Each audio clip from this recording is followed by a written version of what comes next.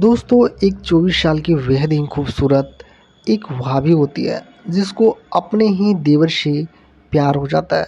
वह अपने देवर के प्यार में इस कदर से दीवानी हो गई थी, इस कदर से अंधी हो गई थी कि वह सारे रिश्ते को भूल जाती है कि एक देवर और भाभी का क्या रिश्ता होता है। कहा जाता है दोस्त कि एक देवर और भाभी का जो रिश्ता होता है वह एक माँ बेटे का रिश्ता होता है। वह एक माँ बेटे के रिश्ते के जैसा पवित्र रिश्ता होता है।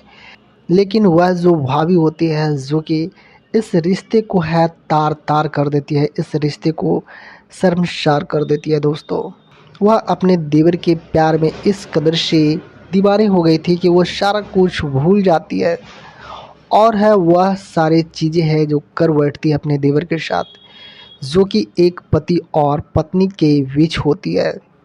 वह जो होती है अपने देवर से मिल के अपने ही पति का मौत का एक खौफनाक खेल की साजिश रचती है। नमस्कार साथियों, मैं अनिल बिहारी फिर से एक सच्ची घटना आपके साथ शेयर करने जा रहा हूँ। दोस्त, यह जो सच्ची घटना है बिहार के किशनगंज का है। दोस्त एक शख्स होता है जिसका नाम पप्पू गुप्ता होता है। उसका जो शादी होता है अपने माता पिता के मर्जी से होता है, अरेंज मैरिज होता है। पप्पू होता है एक खूबसूरत सी बीवी को पाके काफ़ी खुश होता है। दोस्त, जो पप्पू होता है अपनी बीवी से काफ़ी प्रेम करता था, काफ़ी प्यार करता था। वह चाहता था कि जो मैं पढ़ाई नहीं कर पाया वो मेरी बीवी है वो है करे। जब उसकी पत्नी प्रीति गुप्ता जो होती है जो कि बीए की पढ़ाई है कंप्लीट कर लेती है, तो उसको जो होता है अपनी पत्नी का आगे की पढ़ाई करवाने के लिए है जो किशनगंज के एमजीएम है अस्पताल में बीएससी नर्सिंग का कोर्स है करवाता है। दोस्त, जो उसका पति होता है जो कि एक छोटा मोटा बिजनेस करता था, इसलिए उसे है ज़्यादा तो फुर्सत नहीं होता था। उसकी जो पत्नी होती है जो कि बीएससी नर्सिंग का जब पढ़ाई कर रही थी, तो है उसे है घर से लाना और ले जाने के लिए उसके पास इतना टाइम नहीं होता था।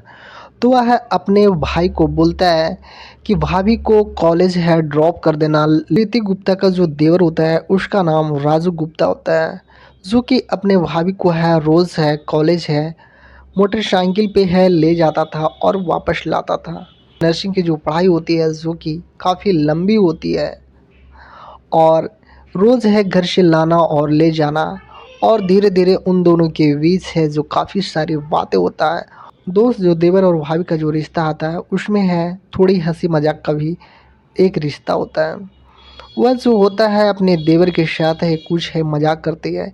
जो देवर होता है वो भी थोड़ा मनचला होता है, वो अपने भाभी के साथ है वह है मजाक करती है। उसके बाद है उन दोनों के मजाक मजाक में ही प्यार है शुरू हो जाता है और इस कदर से अपने देवर से है उससे प्यार हो जाता है कि वह अपने पति को है बिल्कुल भूलता चला जाता है। जो पति होता है रात को काम करके थका हारा जब घर पे आता था, तो वह जो होती थी प्रीति गुप्ता वह है अपने पति से अच्छी तरह से बात भी नहीं करती थी। जो राजू होता है जो कि अपने भाभी के कमरे में जाता है और अपने भाभी के साथ है छेड़छाड़ कर रहा था, तभी है उसका पति है अचानक आ जाता है। और जो होता है जो कि अपनी बीवी को काफ़ी डांट फटकार लगाता है। उसके बाद से उसका जो पति होता है उस पे शक करने लगता है। एक दिन जो भाभी होती है जो कि अपने देवर के कमरे में जाती है और उसके कमरे में जाने के बाद है वह है उसके साथ है शारीरिक संबंध है बनाने लगती है। तभी अचानक उसका जो पति है आता है और वह अपने पत्नी को ना पाके उस कमरे में इधर उधर देखता है। फिर वह है जो अपने भाई के कमरे में जाता है तो देखता है कि उसकी जो खुद की जो पत्नी है जो कि उसके साथ है गलत स्थिति में पकड़ी जाती है। उसके बाद अपनी पत्नी को काफ़ी मारता पीटता भी है।